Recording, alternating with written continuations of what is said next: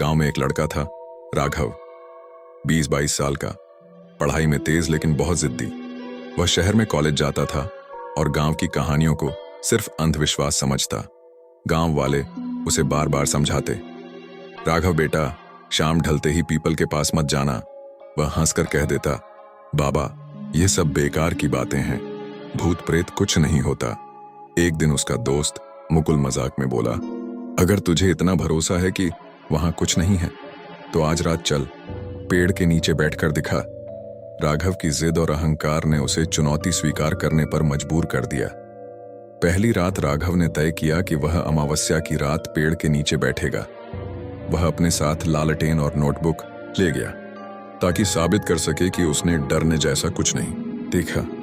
रात गहरी थी, पूरा गांव अपने घरों में दुबक गया था। चारों ओर सिर्फ कुत्तों के भौंकने और झींगुरों की आवाजें थीं। राघव ने पेड़ के नीचे चारपाई डाली और लालटेन जला ली।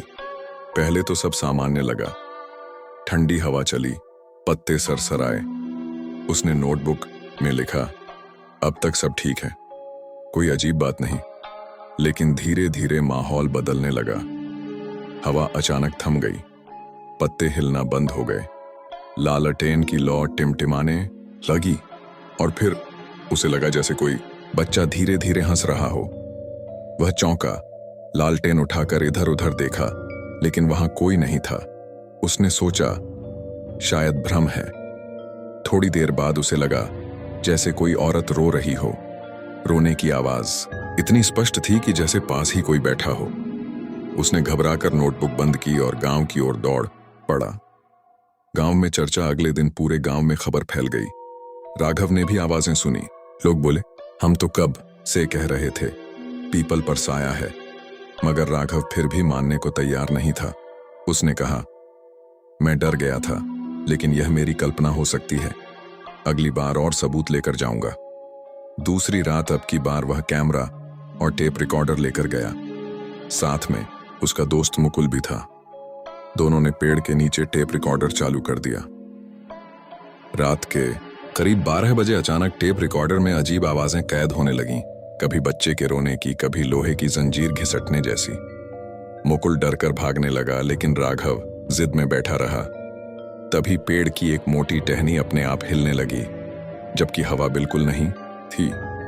लालटेन खुद ब खुद बुझ गई और सबसे भयावह, राघव ने महसूस किया कि उसके कंधे पर किसी ने बर्फ जैसी ठंडी हथेली रख दी हो।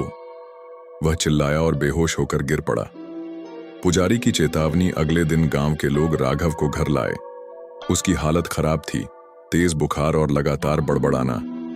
मत छूना, मुझे छोड़ दो, गांव के पुजारी ने कहा। यह पेड़ साधारण नहीं है, इसमें उन आत्माओं का वास है जिनकी मृत्यु अकाल में हुई थी। इन्हें शांति नहीं मिली, इसलिए कोई भी रात को यहां नहीं टिक सकता।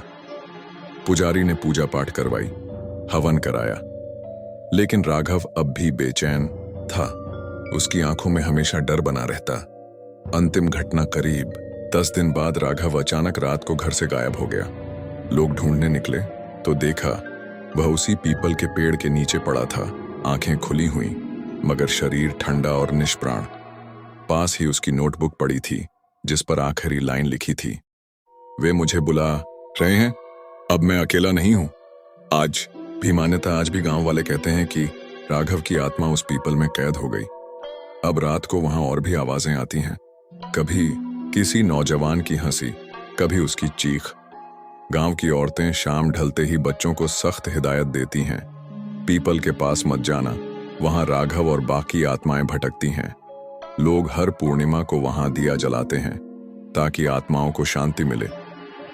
सीख, यह कहानी सिर्फ डर की नहीं बल्कि भारतीय संस्कृति की गहराई को दिखाती है। हमारी परंपरा में क्यों कहा जाता है कि अमावस्या को पेड़ के नीचे मत जाओ, क्यों रात को पीपल की पूजा नहीं होती, इसके पीछे सिर्फ अंधविश्वास नहीं बल्कि अनुभव और आस्था भी छिपी है।